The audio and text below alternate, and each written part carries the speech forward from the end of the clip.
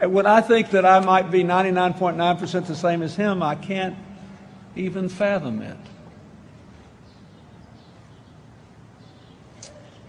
So I say that to you.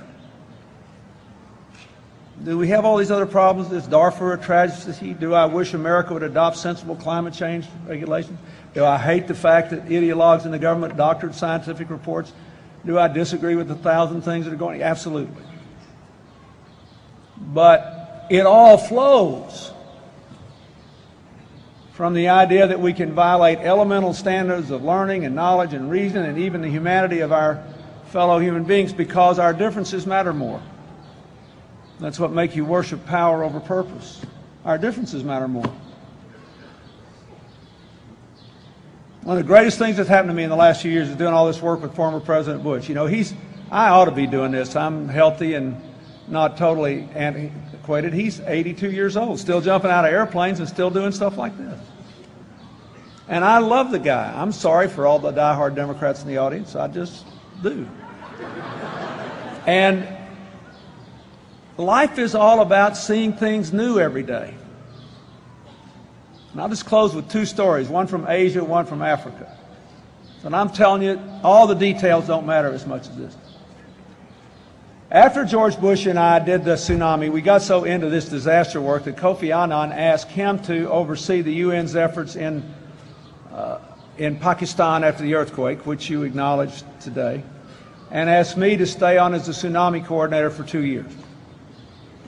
So on my next to last trip to Aceh in Indonesia, by far the hardest hit place, 250,000 people killed, I went to one of these refugee camps where in the sweltering heat, several thousand people were still living in tents, highly uncomfortable. And my job was to go there and basically listen to them complain and figure out what to do about it and how to get them out of there more quickly. So every one of these camps elected a camp leader. And when I appeared, I was introduced to my young interpreter, young Indonesian woman, and to the guy who was the camp leader, and his wife and his son. And they smiled, said hello, and then I looked down at this little boy, and I literally could not breathe. I think he's the most beautiful child I ever saw. And I said to my young interpreter, I said, I believe that's the most beautiful boy I ever saw in my life. She said, yes, he's very beautiful. And before the tsunami, he had 9 brothers and sisters. And now they're all gone. So the wife and the son excused themselves.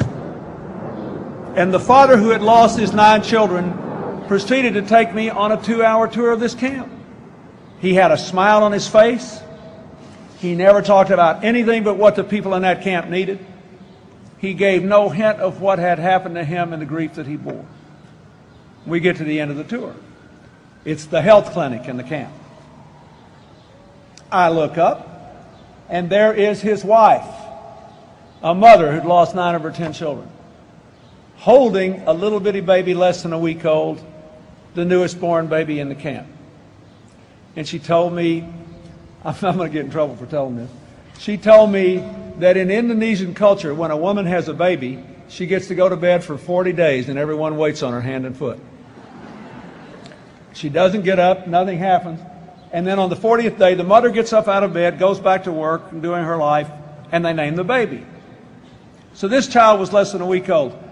So this mother who had lost her 9 children is here holding this baby, and she says to me, this is our newest born baby, and we want you to name him, little boy. So I looked at her and I said through my interpreter, I said, do you have a name for New Beginning? And she explained, and the woman said something back, and the interpreter said, yes, luckily for you, in Indonesian, the word for dawn is a boy's name. And the mother just said to me, we will call this child Dawn, and he will symbolize our new beginning. You shouldn't have to meet people that lose 9 of their 10 children, cherish the one they got left, and name a newborn baby Dawn, to realize that what we have in common is more important than what divides us.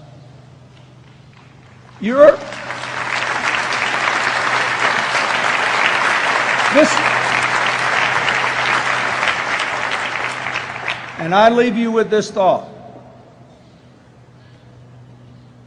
When Martin Luther King was invited here in 1968, the country was still awash in racism.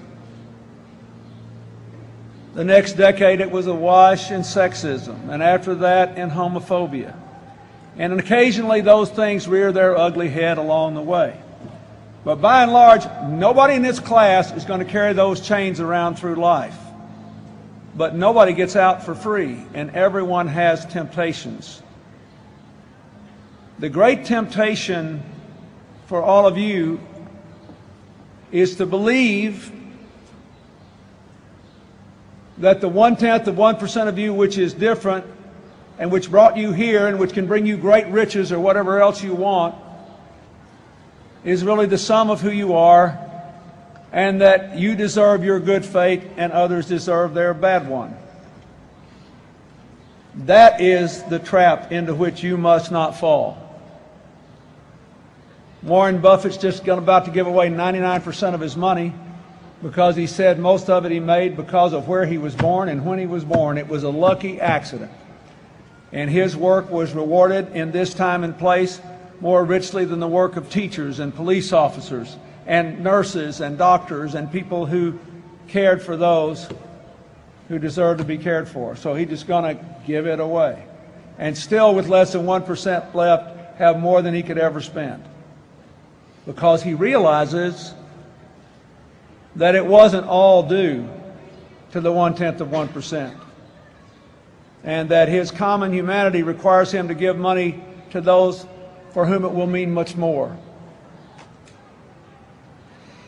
In the Central Highlands in Africa where I work, when people meet each other walking, nearly nobody rides, and people meet each other walking on the trails, and one person says, "Hello, how are you? Good morning."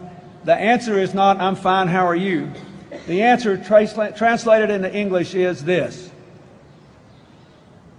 "I see you."